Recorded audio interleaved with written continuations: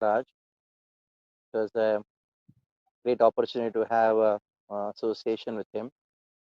And I'd like to speak something about the nature of Maharaj. He is like Lord Shiva of of our movement.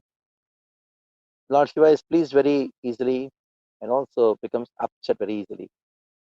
So, Maharaj, if you just pay obeisances to him, give some prasad, uh, just simple things to please him a lot. And at the same time, if he sees even a small deviation or somewhere we are not so much to the standards of Prabhupada, he becomes upset and goes on repeating. And he has a unique way of correcting us that he just becomes upset, and somehow devotees would work hard, do something to please him, and then make him happy. So this is the nature of a, a devotee who is always thinking of Krishna, who has almost attained the level of bhava, that is, that he shows the nature of a child, that is very simple at heart. And it is there in the Balakanda of Ramayana. Now, the Acharya says that how Balakanda is called Balakanda not because of Lord Ramachandra's childhood pastimes. In Valmiki Ramayana, Lord Ramachandra's childhood pastimes are hardly mentioned. Lord Ramachandra is gone, he appears, all the four, and just few verses after Dasharatha is thinking of Lord Ram getting Lord Ram married. In this way, we find that how Balakanda is named as Balakanda not because of Lord Ram, because of Vishwamitra and Vashishta. It is Guru Pradhan Kanda. Guru, an advanced devotee, his nature is that of a Bala. Bala means a small child. That is not worried. There may be a big problem in the entire family where the child is playing and he's not having any anxiety. And more than that, the child, other nature is that if there's a child, he may be a rich man's child, belonging to a rich family. If you just leave a small child, there may be some workers, small construction workers, they may be children. He goes and plays with them. He doesn't see that I am such a big person, why I should deal with these people. Down to earth. So in this way, these are the two important natures of a small child. We can find this thing very much in Maharaj. Whenever he used to come to Mira Road, I still remember that he's very down to earth. And he does speak to everyone, even a new person who comes to the temple. If he just comes and pays obeisances, he'll give us a lot of attention, speak to him. He doesn't see, oh, think I'm a sannyasi and he's just a new person. Why I should speak to him? Sometimes you'd approach people, direct would speak to him. He's a friend. So this is a very interesting nature of Maharaj. At the same time, he's very pleased. Even small things please him. And I had the great fortune of getting a lot of scoldings from him. It is said that the mercy of the devotee is being getting scolded from the devotee, being chastised by the devotee. Somehow it so happened for some reason or so, which is beyond my thinking, beyond my imagination, for what reason or so, he always had a kind of expectation that this temple Mira Road belongs to or is monitored by the GBC of Mira Road Temple is His Holiness Gopaleshwar Sai Maharaj. And he once told me, this Maharaj is, you're a disciple of Maharaj, you're going to take sannyas. How can you be so neglectful? So I was not knowing what is the reason for I being neglectful. Maybe I am traveling in Rot and whole temple management is taken care of other devotees. And he sees me as a temple president. Though I'm main namesake temple president, I don't see any activities. I don't do the actually the on-ground work of a temple president. I don't know what's happening in the temple also, in our temple. So he was expecting me that I should personally attend and see all the details, everything. I hardly know that who is coming to the temple, who is going out of the temple. Maybe he was expecting that to give a personal attention. But somehow, for any reason or so, if I get a right, if anybody gets a chastisement from a devotee, that's actually a blessing. So I beg pardon.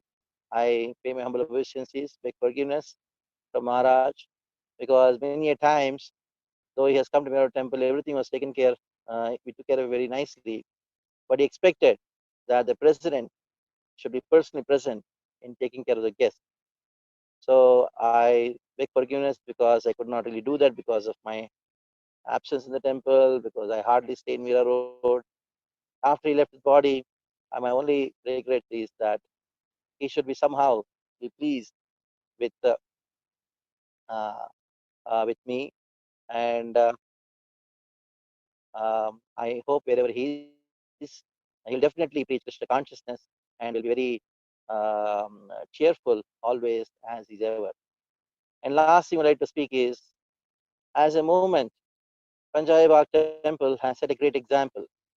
Srila Prabhupada actually uh, named this organization as International Society for Krishna Consciousness. It is a society. Society means that we have to take care of children, women, old people, and sick people. That is what it makes a society.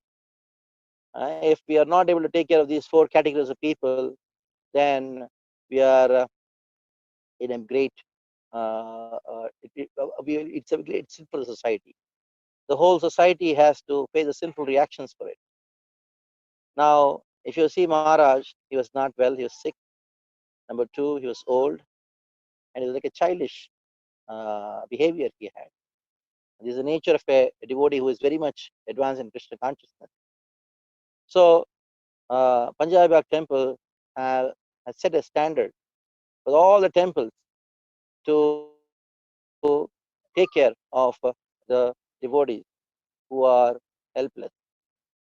Though as a sannyasi, I still remember somehow many temples would not keep him for more than 3 days, or somehow they were asking him, Maharaj, when you're leaving. I was very bad. Sometimes I had tears. Even when he had come to our temple, there was so much objection from some other devotees, how long he's going to stay. That's what they would ask me. When devotees would ask me how long he's going to stay, I would tell them there'll be a time when Kamal Lochanath will be also like that. Maybe I'd be paralyzed, who knows? Just imagine if somebody says that, oh, how long he's going to stay. It's not going to be good for the society. I, from the heart, core of my heart, pay obeisances to all the devotees of Panjai Bagh and the management of Panjai Bagh Temple for having set a standards and set a direction, set a trend that we should take care of the old people. We should take care of children and other who are uh, who are who really require help. Care is required. So the perfect example of devotee care has been set up by Panjabi Temple. In spite of all the difficulties uh, the temple had, the devotees had in taking care of him, they still took care of them. I really salute. And whenever I visit the Panjabi Temple, very mercifully, they used to allot the room where his transcendental vibrations of chanting is always there. I felt very much purified that by staying, taking shelter of his room where he used to stay, whenever I visit Panjai Bagh. It's a wonderful opportunity which Panjai Bagh Temple, Murli Krishna called me and told that I should speak. I never expected a call and an invitation that I would speak. Somehow it is the will of Krishna that the call came to me and I got an opportunity to speak and glorify him. By this, I believe that Krishna will forgive me for any offenses towards his lotus feet and also forgive me for not extending that kind of care and affection and that kind of help which he required while he was staying in Mira Road. Though it was not my will, it was actually the temple management and everybody were there, and also many situations were there where we could not give such kind of care and attention which Punjabi temple devotees gave. Really, you have become a trendsetter for the entire ISKCON to not to commit sin of not taking care of people in our movement, devotees in our movement who actually require care. So thank you very much. Hare Krishna. Kamaloshan Proji ki jai.